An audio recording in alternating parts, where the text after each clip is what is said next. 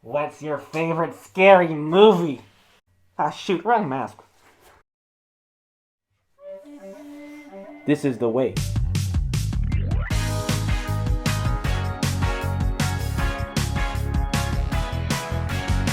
Hey everyone, and welcome to the Sandbox. Five Cream is officially out, making it the eighth Scream project to hit the big or small screen.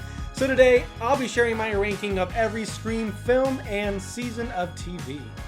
Scream has always been my favorite horror franchise, so it excites me greatly to be able to talk about it today. That said, I am very biased for this franchise, so this is more of a favorite to least favorite than a worst to best type of ranking. But I want to hear from you guys as well, so let me know what you guys think of the Scream franchise down in the comments below. What's your favorite movie? Are you a fan of the MTV series? I want to hear it all. Kicking off my list at number 8 is the Scream reboot, Scream Resurrection, aka the third season of the Scream reboot show. After the controversial 2 seasons of MTV's Scream, VH1's Scream Resurrection aimed to reboot the franchise with a very diverse cast of characters while bringing back Ghostface into the fray as well as Roger L. Jackson's voice from the original franchise. In many ways, this season tries to separate itself from the projects before it, as a reboot should, but it goes about it in all the wrong ways, choosing to adopt key elements from the original franchise, but also some from MTV's Scream. It just doesn't really know what it wants to be. It decides to flip the switch on the final girl trope and instead shine the spotlight on a high school football player, Dion Elliott. Dion suffers from a dark past involving his deceased twin, and sure enough, Ghostface returns to haunt him and shine a light on the truth. Ghostface feels very neutered here, not having that same bite as he's had before, which just goes to show that the costume and the voice are not enough to carry a Scream project. The writing here is atrocious, the chase scenes are basically absent, and the characters just aren't likable as the show tries way too hard to get political with them rather than approach them like an actual Scream project. There is little to no meta humor as the show instead attempts to get gritty, highlighting drug abuse and racism in a Georgia ghetto. Beth's character is the one part that feels like Scream to me, but even she feels watered down compared to the horror experts before her. And when it comes time for the big twist, the reveals just don't make sense nor seem to matter in light of Ghostface's overall motives. The quality of this season is so low, and with an ending to match it, this is easily at the bottom of my list. Coming in ahead of it at number 7 is Scream 3. I guess 3 is just not the lucky number for Scream. As much potential as this film had, initially being the final film in the original trilogy, Scream 3 had quite the production hell from rewrite after rewrite, something the film pokes at itself, to the timing surrounding the Columbine shooting. Scream 3 also lacks the fan favorite Randy, but is sure to include a posthumous clip of him warning of the rules of the final film in a horror trilogy, which didn't quite pan out in the end. Scream 3 also goes Hollywood as many franchises did at that time, and while many of its bits were fun and meta, I was never all that crazy about the location of the first few acts. However, the main reasons that this one just doesn't work for me is the fact that 1, I felt little to no connection to the supporting characters in this movie, so when they start dropping like flies, I didn't feel invested enough to care. And 2, the big reveal for the killer felt so random that when I first saw it, I couldn't even remember who they were.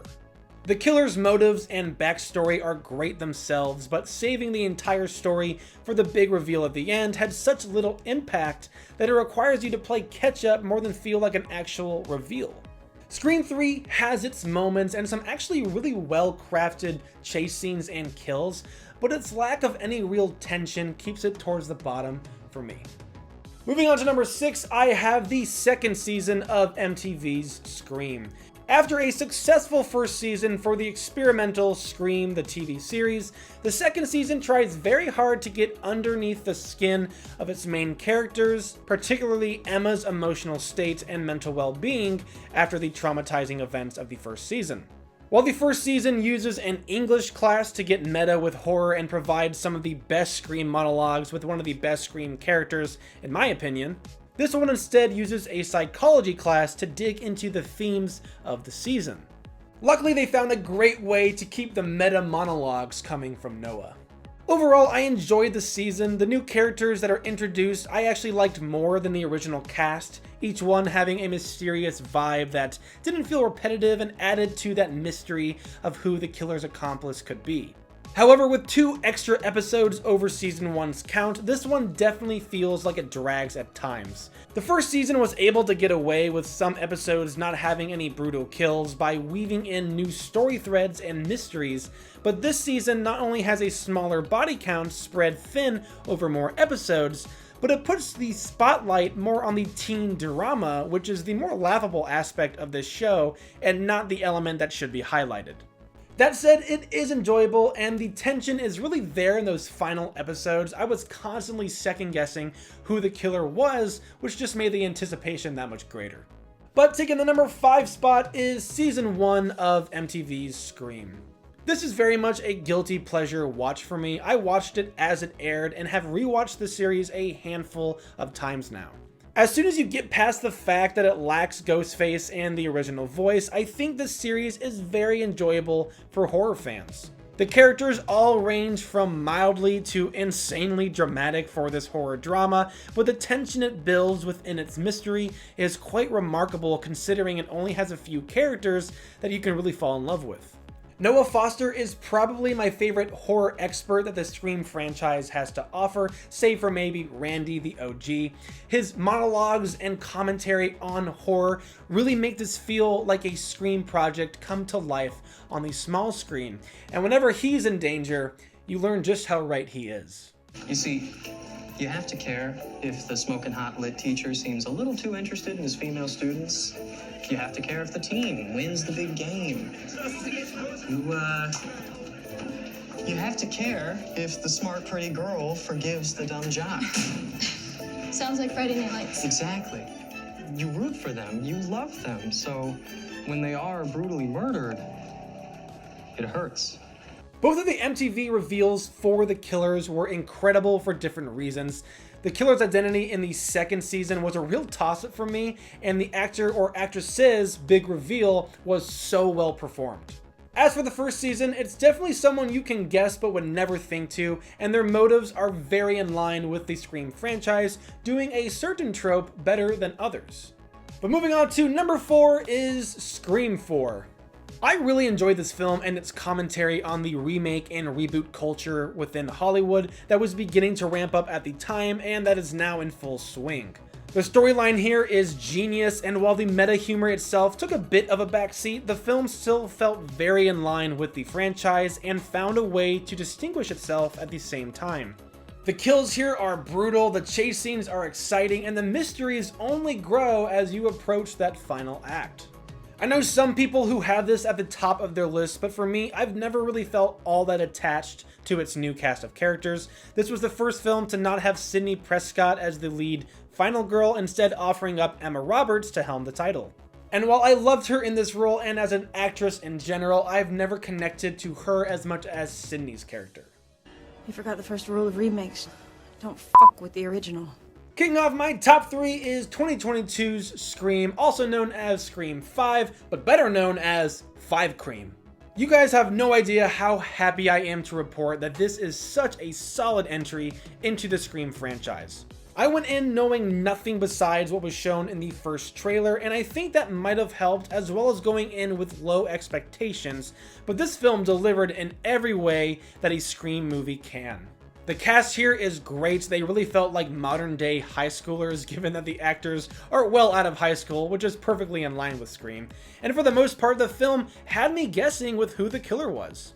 The chases and kills are exciting, and it seems like Ghostface has really stepped it up for this sequel, or should I say requel.